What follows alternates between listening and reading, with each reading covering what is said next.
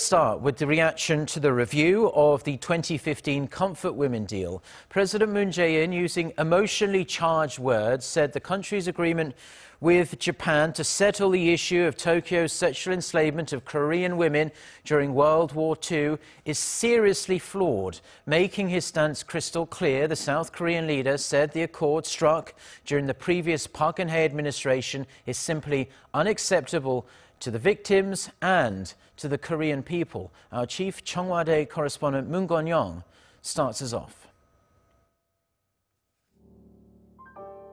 Comfort women is a euphemistic term referring to the tens or even hundreds of thousands of women from all around Asia, mostly from the Korean peninsula, who were forced to sexual slavery by the Japanese military before and during the Second World War. In December 2015, the governments of South Korea and Japan announced an agreement that the two sides called final and irreversible, claiming it settles a decades-long impasse over the sexual slavery issue. Unworkable is what the new South Korean President Moon Jae-in called the 2015 agreement reached under his predecessor, as it is faulty in procedure and content, a day after a state-appointed panel concluded that the agreement, in which Japan agreed to provide funds for the dwindling number of survivors, had failed to properly communicate with the victims before reaching the deal. In a readout by a spokesperson, the president said the agreement was seriously flawed and cannot solve the long-standing issue. This runs afoul of the established universal principle of the international community for studying history issues, and above all, it was a political agreement that does not include the victims themselves and the Korean people.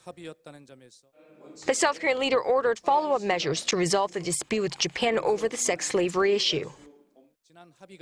Despite the burden of the past agreement being a formal promise between governments that was ratified by the leaders of both countries, I, as president, along with the Korean people, make it clear again that the comfort woman issue cannot be settled through this deal.